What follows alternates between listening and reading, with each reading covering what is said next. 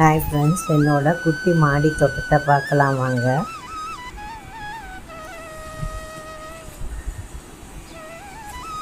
துளசி வச்சுருக்கேன். இது காஷ்மீர் பன்னீர் ரோஸ்ன்னு சொன்னாங்க. நிறைய பட்ஸ் வந்துருக்குது வேறு பாருங்கள். அழகாக பிங்க் கலரில் பூக்கும். இந்த ரோஸ் பூத்ததுக்கப்புறம் அது பின்னாடி விதை மாதிரி வருங்கிறாங்க.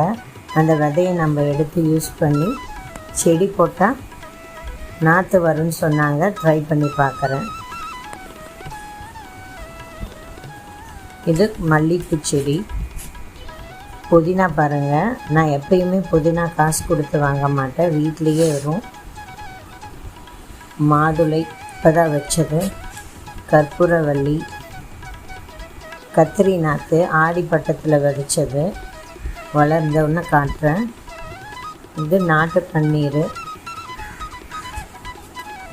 சிவப்பு கலர் செம்பருத்தி, பிங்க் கலர் செம்பருத்தி. இது பாரிஜாதம் செடி. பூத்தோன்னு உங்களுக்கு காட்டுறேன் நான். அடுத்து கத்திரி நாற்று. இது ஆரஞ்சு கலர் ரோஸ் செடி. இதில் குடமிளகா வந்திருக்குது. எலுமிச்சப்பழம் செடி. இது 2 வருஷத்தில் காய்க்குன்னு சொல்லியிருக்காங்க. இது செடி முருங்கை. இது ஒரு 5 வருஷம் ஆயிருக்கு. வருஷத்துக்கு ஒரு 10 காய் பக்கம் வரும். இது கருவேப்பிலை செடி, விதை விட்டுருக்கு பாருங்கள். இது ஒரு 2 வருஷம் செடி.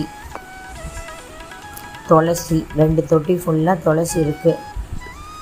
சாமிக்கு கட்டி வைக்கிறதுக்கோசரம் வச்சுருக்கேன். இது மருதாணி, இப்போ தான் பிச்சேன். சங்கு பூச்செடி ப்ளூ கலரு. தக்காளி, இதுவும் ஆடிப்பட்டத்தில் விதைச்சது, பூ விட்டுருக்கு பாருங்கள். இதையும் அப்டேட் உங்களுக்கு காட்டுறேன். இது கத்திரி செடி. ஃபுல்லாக நான் கத்திரி போட்டிருக்கேன். இது பிங்க் கலர் ரெட் கலர் செடி ரோஸு. இது காஷ்மீரி ரோஸு தான். இது வெள்ளரியா கோசா பழமான்னு தெரியல, அதுவாக முளைச்சி வந்திருக்குது. சரி வளரட்டும்னு விட்டுருக்கேன். இங்கே ஒரு கத்திரி செடி, பெரண்டை வாரத்துக்கு ஒரு வாட்டி செஞ்சுருவேன். தொட்டாஞ்சனிங்க செடி வச்சுருக்கேன். தொட்டாஞ்சனிங்க வீட்டில் இருந்தால் வாஸ்துக்கு நல்லதுன்னு சொன்னாங்க, வச்சுருக்கேன். அதுவும் இல்லாமல் என் பேத்தி விளையாடுவா, அதுக்கோசரமே வச்சோம்.